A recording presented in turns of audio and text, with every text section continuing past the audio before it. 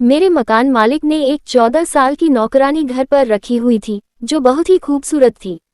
रात होती तो मेरी उस पर नियत खराब होने लगती, मगर मैं मालिक के डर से चुप रहता। मगर एक रात मकान मालिक घर पर नहीं था। मैंने उसके कमरे में अंधेरा किया और खामोशी से बेड पर जाकर लेट गया।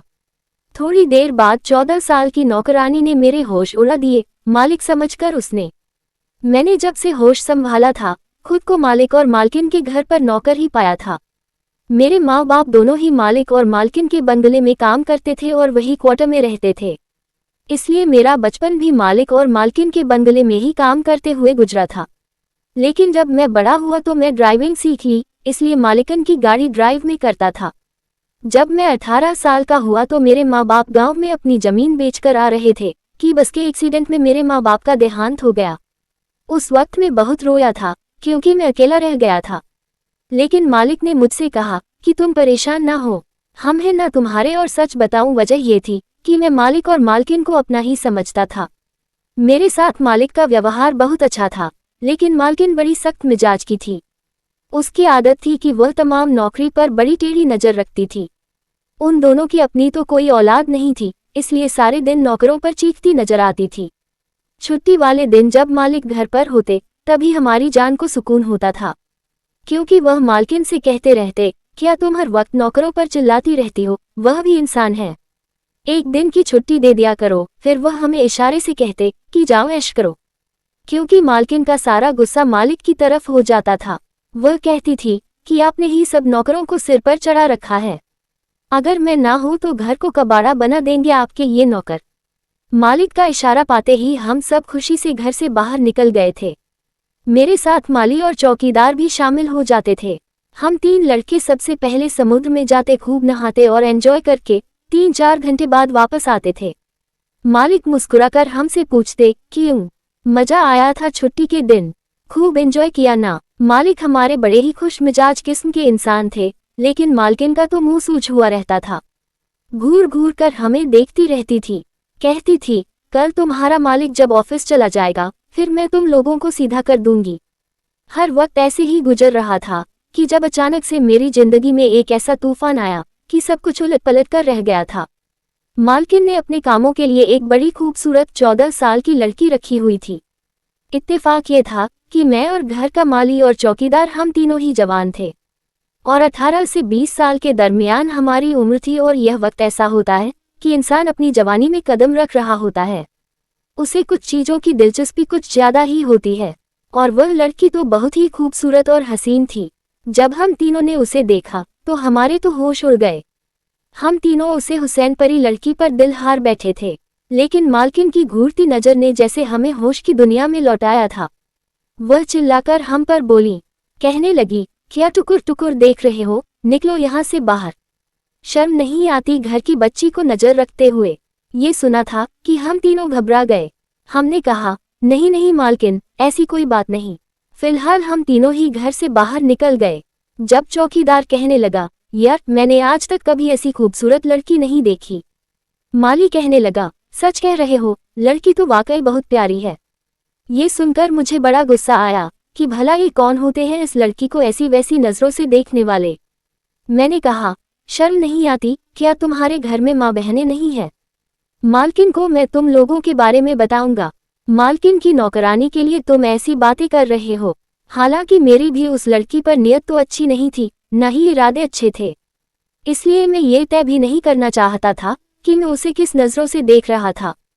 चौकीदार और माली मेरी इस बात पर बुरा सा मुंह बनाकर अपने अपने काम में लग गए थे, लेकिन मेरी आंखों में तो उस लड़की का चेहरा ही समा चुका था।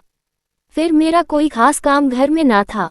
मालकिन को अगर कहीं जाना होता तभी मैं गाड़ी लेकर बाहर जाता था या फिर घर के अंदर छोटे मोटे काम कर लेता।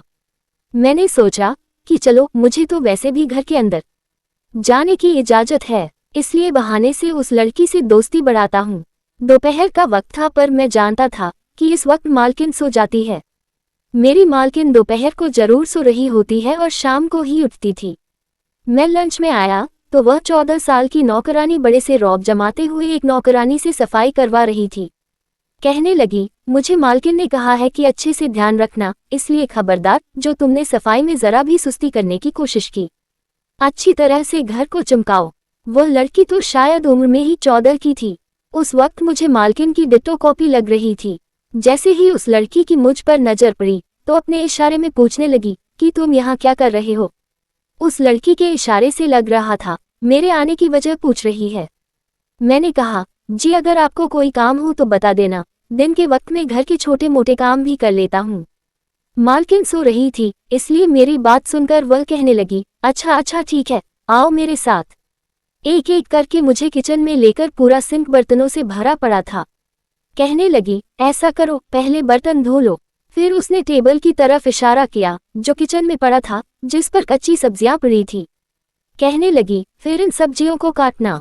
फिर उसने किचन के सेल्फ की तरफ इशारा किया, कहने लगी, सेल्फ भी साफ करो और जब सारा काम कर लो तो मुझे बताना, फिर मैं बताऊंगी तुम्हें आगे क्या करना है।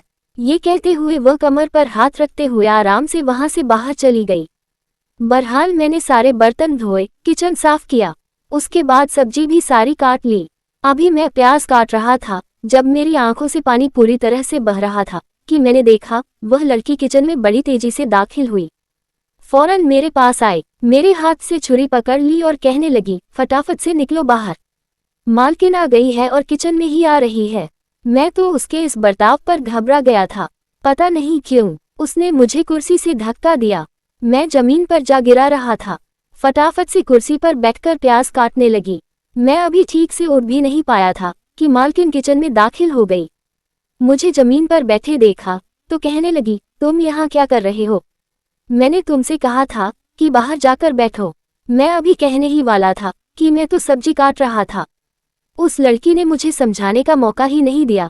इससे पहले कि मैं कुछ बताता, लड़की कहने लगी, मालकिन मैं तो कब से इसको कह रही हूँ कि तुम यहाँ क्यों फिजूल में बैठे हुए हो, जाओ बाहर जाकर देख लो, लेकिन ये तो मेरे सर पर सवार है। कहने लगा, अच्छे तरीके से काम करो, मैं देखूंगा कि तुम काम कैसे करती हो।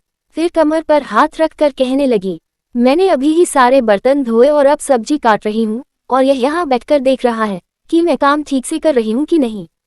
मैं तो उस लड़की की शक्ल देखता रह गया था। अपने हिस्से के सारे काम वह मुझे करवाकर मालकिन के सामने क्यों जाहिर कर रही थी जैसे कि सब उसने ही किया हो, और सारा किया धरा अपने ऊपर डाल दिया। सारा काम मैंने किया था, नाम अपना ले दिया था और मैं फिजूल में बैठा हूँ। मालकिन से यह इल्जाम लगा दिया।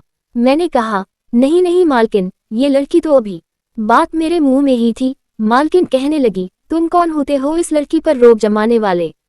आइंदा से अगर मैंने तुम्हें इस वक्त घर के अंदर देखा जिस वक्त ये लड़की काम कर रही होती है तो देखो मैं तुम्हारा क्या असर करती हूँ। ये कहकर मालकिन ने मेरा कान पकड़ा और पूरी तरह से मरोड़ दिया। कहने लगी, निकल घर से बाहर। मैं घर से बाहर चला आया। माली अपना काम करके शाम को वापस चला जाता था। चौकीदार की ड्यूटी दरवाजे पर बैठा रहता था। बस एक में था कि घर के अंदर बाहर चक्कर लगाता रहता। एक बार मालिक ने मुझे रात को किसी काम से बुलाया तो मैं हैरान रह गया, क्योंकि मालिक आज गेस्ट रूम में सो रहे थे। मैंने वजह पूछी तो कहने लगे, तुम्हारी मालकिन के साथ कोई लड़की सोया करेगी। मैंने कहा, भला क्यों? मालिक ने गहरी सांस ली और कहने लगे, तुम्हें तो पता है कि तुम्हारी मालकिन की इस घर में बात चलती है, मेरी भला क्या हैसियत है? मालिक उदास सा मुंह बनाकर बोले। मैं मालिक के कहने पर दूध का गिलास देने गया था। जब वापस लौटा तो देखा कि मालकिन के कमरे से बातें करने की आवाज आ रही थी। ना जाने मुझे क्या सूझी कि मैं मालकिन के कमरे के बाहर खड़ा होकर कान लगाकर बातें सुनने लगा। लेकिन जो बातें मैंने सुनी मेरे होश उड़ाने के लिए काफी थी। मैं वहां से अपने क्वार्टर में आ गया। मुझे लगा जो कुछ मैंने सुना है कि जैसे मैं सोच रहा हूँ बात वह ना हो, लेकिन उस लड़की के मालकिन के कमरे में सोना मेरी समझ से बाहर था। हालांकि उस लड़की का रवैया मेरे साथ कुछ खास अच्छा नहीं था, लेकिन फिर भी मैं उस पर अपना दिल हार बैठा था। लेकिन दिन भर तो मालकिन की कड़ी नजर मुझ पर होती थी। सोच रहा था कि किस तरह उस लड़की से बात की जाए, क्योंकि रात को भी मालकिन उसे अपने कमरे में सुलाती थी। मैं बार बार ऐसा मौका ढूंढता कि जिससे कि मेरी उस लड़की से बात हो जाए और बात बन जाए, लेकिन मैं जानता था कि मालकिन ऐसा होने नहीं देगी। एक बार मुझे उस लड़की से बात करने का मौका मिल गया। मैं चुपके से लोन में आया। तमाम नौकर उस वक्त काम करके अपने घर जा चुके थे। वह लड़की किचन में फोन पर किसी से बातें कर रही थी। मैं तेजी से चलता हुआ किचन में आ गया, उसके बिल्कुल पास जाकर खड़ा हो गया। शायद वह अपनी माँ से बात कर रही थी। कहने लगी, सब बहुत अच्छा है, मेरा बहुत ख्याल रखते हैं, आप मेरे लिए परेशान ना हो। उस वक्त उस लड़की का लहजा बहुत ही धीमा सा था। वह बड़े मीठे लहजे में बात कर रही थी। उसकी आवाज मेरे कानों में शहद घोल रही थी। बात करके जैसे ही पलटी, मुझसे टकराते टकराते बची। मैं भी बौखला कर रह गया। मुझे अपने पास में खड़ा देखकर वह कहने लगी, तुम यहाँ क्या कर रहे हो? मैंने कहा, थोड़ा आहिस्ता बोलो, मालकिन उठ जाएंगी। मैंने कहा, मुझे तुमसे कुछ बात करनी है।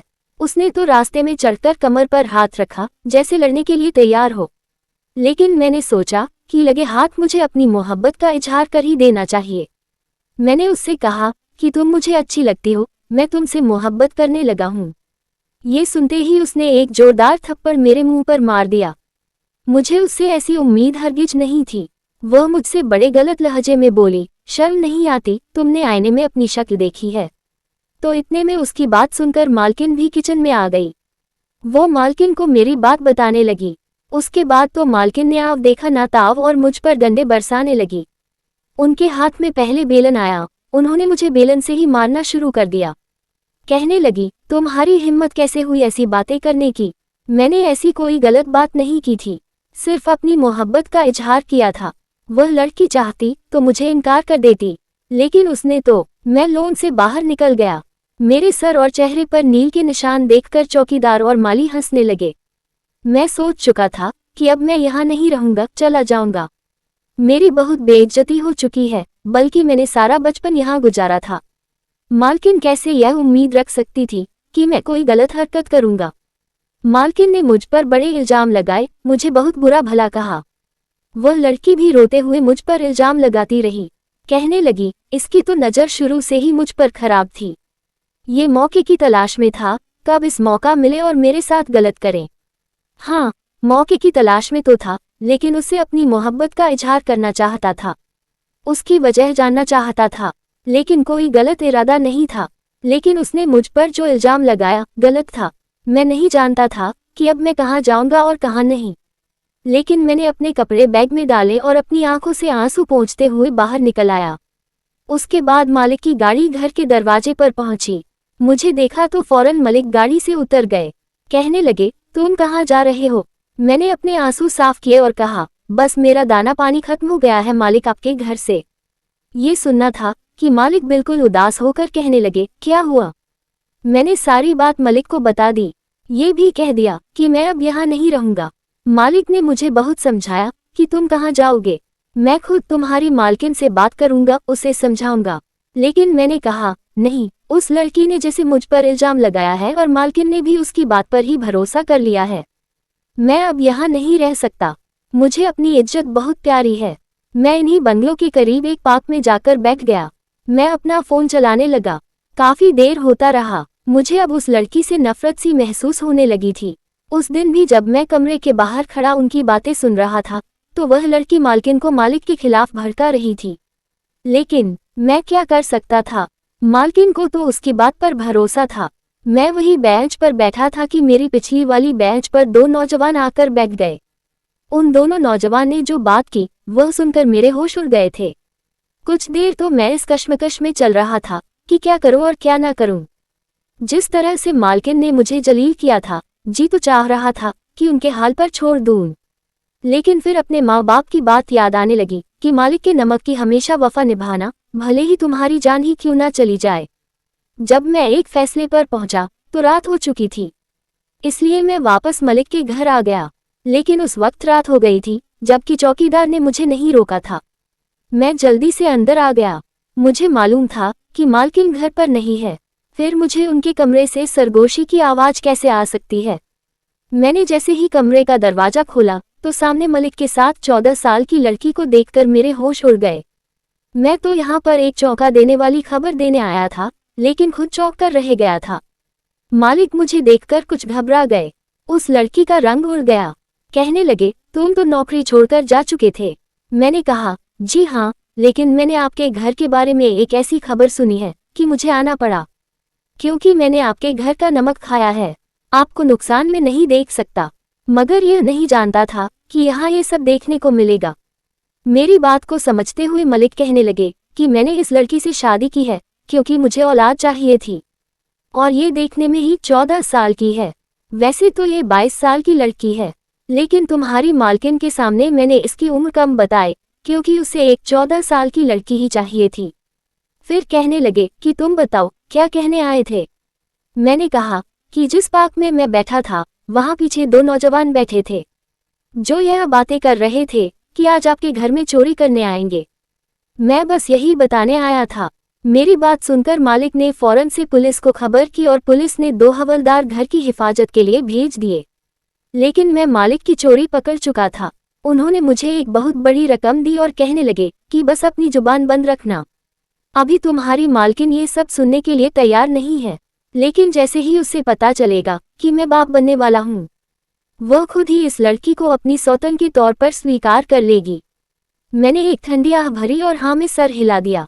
आखिर वह लड़की कभी मेरी भी एक तरफा मोहब्बत रह चुकी थी। तो दोस्तों, आपको कहानी कैसी लगी कमेंट करके जरूर बताएं। वीडियो को लाइक, चैनल को सब्सक्राइब जरूर करना। धन्यवाद।